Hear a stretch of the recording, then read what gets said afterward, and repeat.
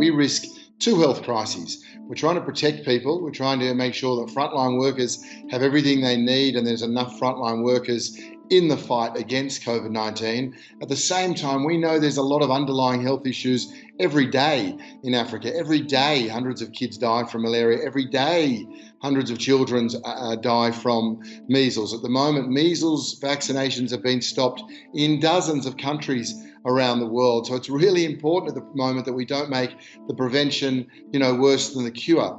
So at this point, yes, it's critical to focus on COVID-19. It's also important to remember all those challenges, all those health issues that face children, in January this year and that continue to do so in April of this year. We have massive funding gaps. As I say, I'm really conscious of not talking money at these times because everyone's doing it tough.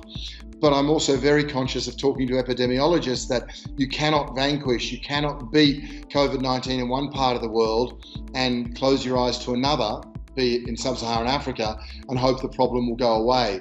So we do need that.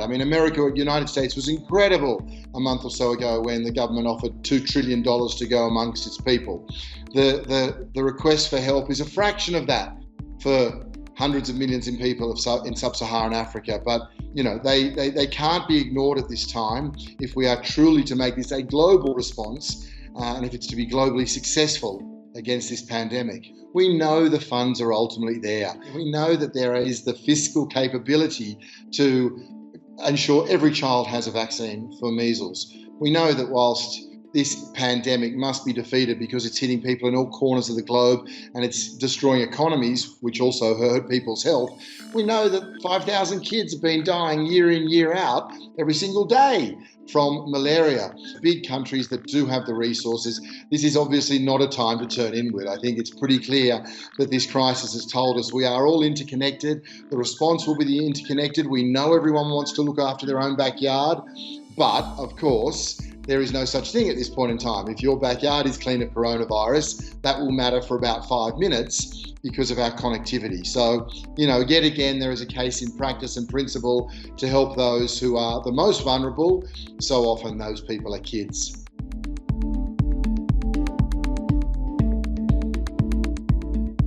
There's been a lot of misinformation around COVID-19 and around vaccines that have been tried and tested for decades. We'll continue rather to keep combating that because those people who spread it, I don't know what kind of ideology that they're basing it on. I do know that they cost everyday citizens' lives. Unicef currently is trying to use social media for example, to share all the best messaging around COVID-19, hand washing, how to sneeze, why social distancing is so important. Already we've seen that this is, some construct that it's a foreign ploy.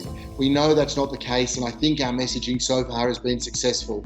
Unicef, WHO has enough grassroots connection to people to let it be really clear that once this vaccine comes, like so many other vaccines, this will make an enormous difference, that this vaccine should be used. The fight against misinformation around vaccines somehow doesn't end, even though they are one of the great gifts, one of the great inventions, one of humankind's great successes of the last 100 years. This is absolutely a time to double down, whether it is ensuring kids get measles vaccines, polio vaccines, or I hope very, very soon, a COVID-19 vaccine.